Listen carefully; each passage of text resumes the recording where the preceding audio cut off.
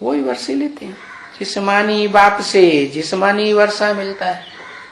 या जो सतयुग के आदि में 16 कला संपूर्ण कृष्ण है बड़े होके अपने बाप से टाइटल लेता है, आदि नारायण का टाइटल लेता है, 16 कला संपूर्ण नारायण तो बनता है।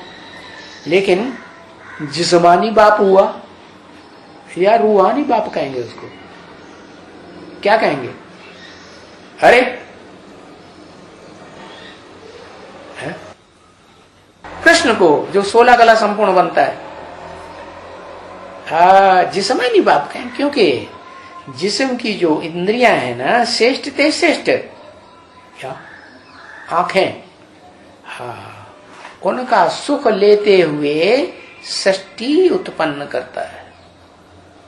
10 इंद्रियां है ना, है तो जब वो सुख लेने की शुरुआत होती है पहले जन्म से, पहली पीढ़ी से, तो फिर देहभान बढ़ता जाएगा है या घटेगा?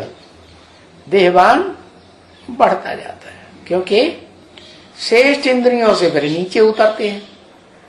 5 हैं ज्ञान इंद्रियां नंबरवार। उन 5 ज्ञान इंद्रियों में सतयुग से लेकर त्रेता तक जो सृष्टि है वो चलाई जाती है।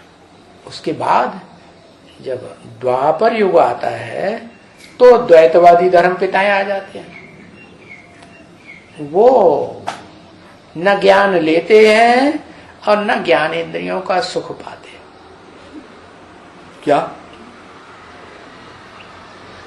वो जो इस शरीर में नीचे की इंद्रियां हैं, जिन्हें कर्मेंद्रियां कहा जाता है, भ्रष्ट इंद्रियां, भ्रष्ट माने नीचा, नीचा पार्ट बजाने वाली, उससे संतान पैदा करना जानते हैं और वो ही सारी सृष्टि को सिखाते हैं। वो देव आत्माएं भी जो नीचे उतरती है ना जन्म लेते लेते, वो कमजोर हो जाती है, तो वो उनके प्रभाव में आ जाती। क्यों आ जाती?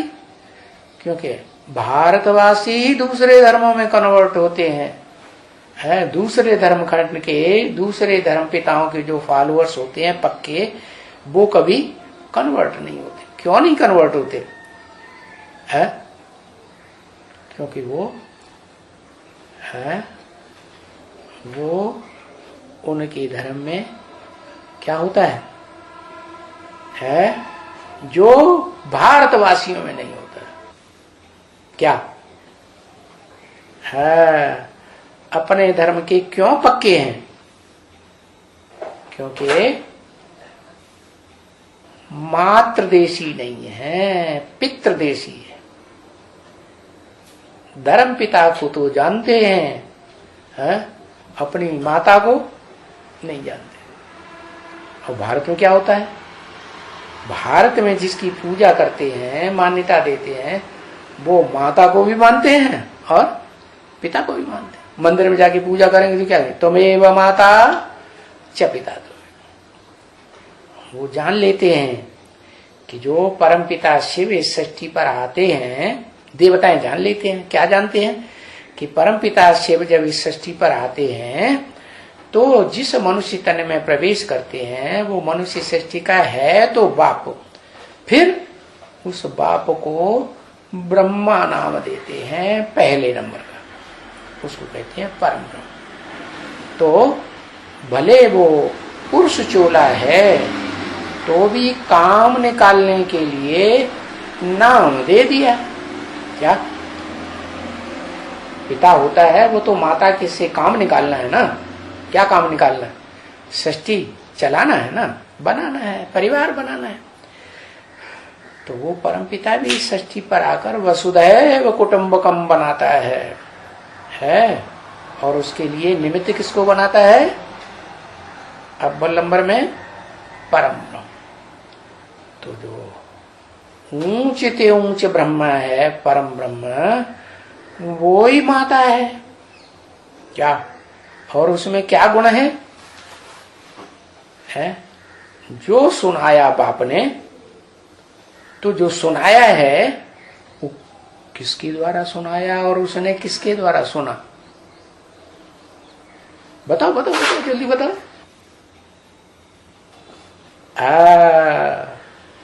क्योंकि वो आत्मा पहले जन्म में तो नीचे गिर जाती है।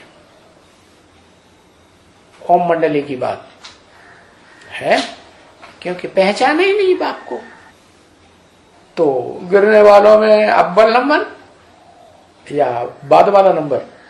अव्वल नंबर वही सबसे ज्यादा विकर्म करती है, पाप कर्म करती है। भले भगवान आ जाता है, क्योंकि ज्ञान है नहीं तो पाप कर्म हो जाता है। तो वो आत्मा जब दूसरा जन्म लेकर के आती है तो वो दादा लेखराज वाली आत्मा जो ब्रह्मा बनती है, और उस ब्रह्मा के 3 मुख जो हैं उसके सहयोगी भी बन जाते हैं। बनते हैं कि नहीं?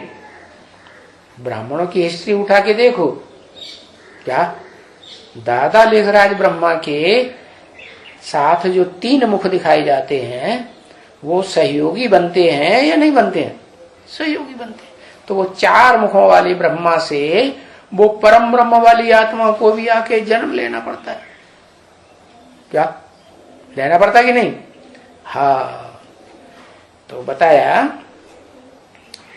कि वो ब्रह्मा जो है 4 मुखों वाला ब्रह्मा, वो